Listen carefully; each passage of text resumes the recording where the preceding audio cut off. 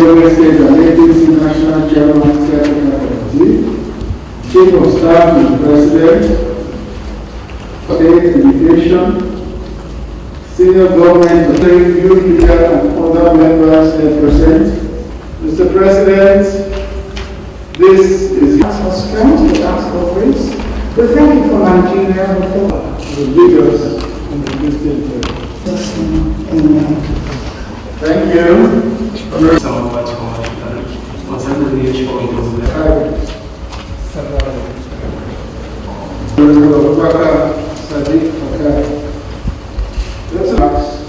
Followed by presentation. There's the report. We thank you because all the rules come. And to start the program, we will take the audience with some representatives. Honorable Minister of Sports and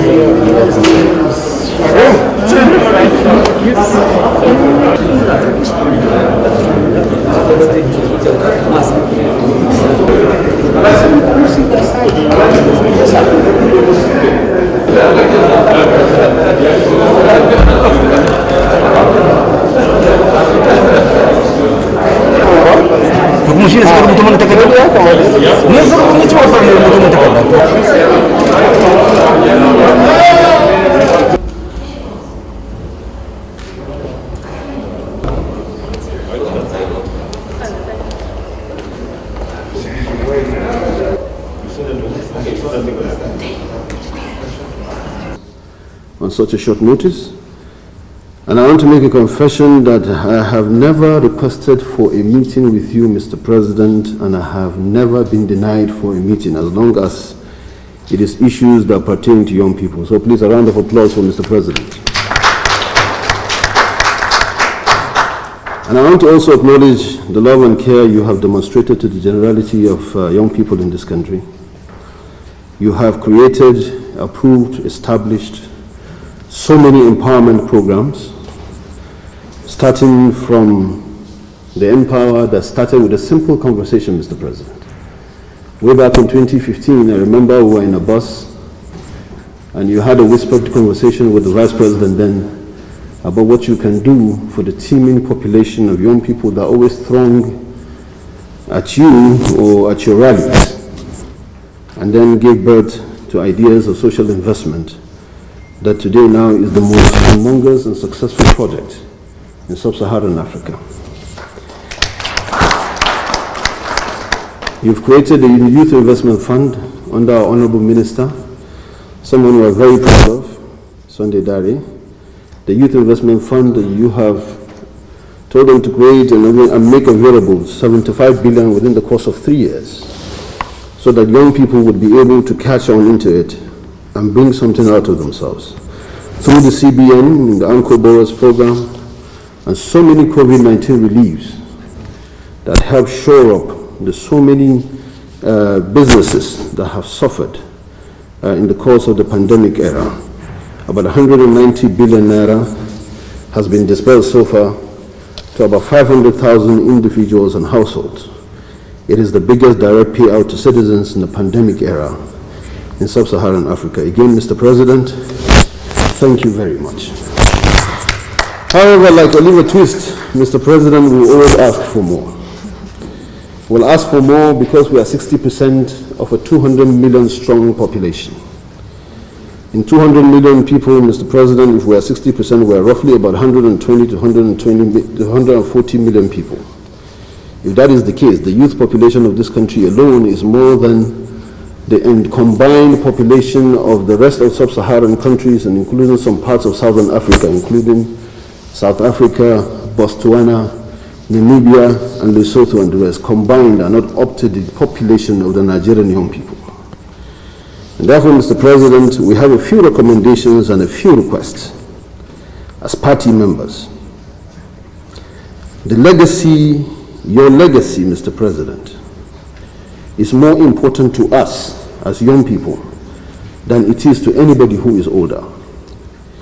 Because it is your legacy that we are going to be wallowing in for the next 20 to 30 to 40 years, God willing. And it is a legacy that we are proud of, and we are going to ensure that it is sustained.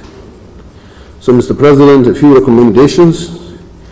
We'd like to see there are so many programs of young people that have been scattered everywhere that we would love as part of legacy. We want to applaud you, Mr. President, for creating the Disability Commission, the Diaspora Commission. It would be good if the youth have their own commission under the Ministry of Youth, headed by a young person, and all the issues brought in one place so that we'll be able to focus and fine-tune it going forward. It will be a legacy that will outlive your administration, and something that we'll always be proud of. Just like people always remember with nostalgia how you have done the war against indiscipline during your military junta. It will be something that we'll be proud of years to come from now. Mr. President, we would also want you to consider that young people being the most energetic zeal of this country, that for every committee to be set up either by government or political party anywhere, that whatever the requisite qualification required, there is a slot, 1 or 2, that is left for young people to fill in. Because you know very well, Mr. President, you've said it to me before, sometime back in 2008, 2009, that you don't teach a man how to drive by putting him in the back seat. You teach a man how to drive by putting him in the passenger seat. Because God forbid, if something happens to you and he needs to take you to hospital and he doesn't know how to drive very well, then both of you are in trouble. So the young people have come of age. Let's put them on the passenger seat so that they learn the mechanics of the motor vehicle so that they will be able to deliver. That is what we are here for, Mr. President. Thank you very much for giving us a listening ear. Finally, Mr. President, back to politics. The APC is re-registering. You have gone and you have registered as well. This is our time, this is our opportunity, Mr. President. You stand taller than most of your peers and your colleagues in terms of integrity, and looking back to see who you are leaving behind to be able to pull him back up. Mr. President, be our major supporter and our pillar of support. Be the bridge that will help the young people to participate in every level of politics, be it in governance and politics and political party. So that sooner than later, Mr. President, we learn the mechanics of leadership and we'll be able to pull ourselves by our bootstraps. And then you, Mr. President, will have the singular legacy of leaders and members of Youth Wing. I am delighted to be part of this meeting today, not only on your commitment to strengthen our party and its progressive ideologies, but more importantly, your role in the social sphere, body policy, politics, and governance of our dear country. Having started my participation in the governance of this country at a young age myself, I know the energy, versatility, and vibrancy that youth can bring into public service. This is why I take every issue related to young people very seriously and try as much as possible to engage them by having constant conversation to gain from their useful and inspiring insights into issues of today. I have followed with keen interest the efforts of many of you in your bid to grow our party, the All Progressive Congress, into a strong and long-lasting platform that will sustain progressive governance in Nigeria.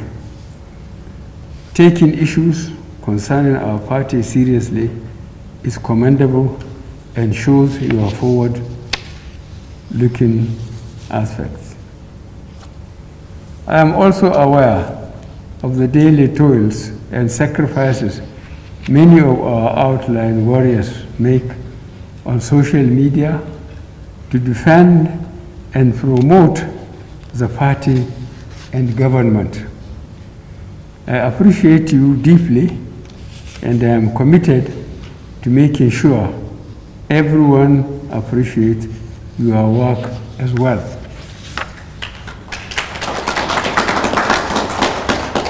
As younger people, I am sure you know your future is closely tied to the progress that leaders who emerge through the political parties are able to deliver.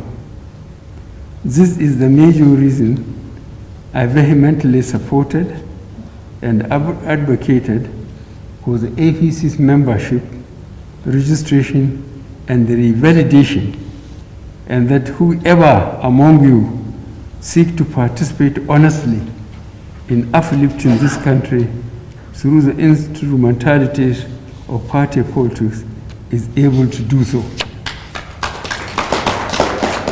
I was in Daura to rehabilitate my membership, and I encourage you all to do the same. My belief and firm commitment is that politics is a game of numbers, and political power truly belongs to the people. Parties are built from the ground up. So I envisage a party that we can have transparent electoral contests, drive policies and programs that are for people, and most importantly, have the members determine who represent them, not some leaders somewhere.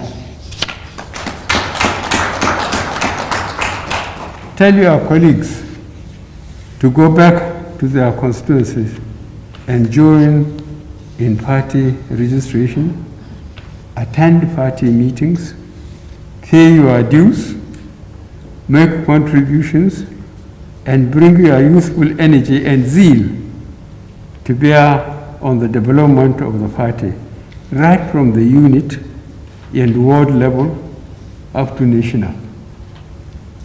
If you wanted to see something different, you have to be willing to do something different. Let me also acknowledge the suffering and the disruptions caused by coronavirus. The pandemic has slowed down economic growth across the world, not just in Nigeria, thus proving that no one country or economy is immune to the shocks of life. In fact, Nigeria is lucky not to have been too badly hit by the pandemic because we took early precautions, coupled with our good fortune at having a predominantly young population, a demographic advantage I believe we need to harness more deliberately. The young people of this country the responsibility to deploy their energy and creativity in every field: health, science, education, sports, agriculture, etc., and bring up innovations that would be in tandem with the changing dynamics of the world. While I will be looking forward to a more robust engagement with young people across the country, I wish to emphasize to you with all that in me you have a major supporter.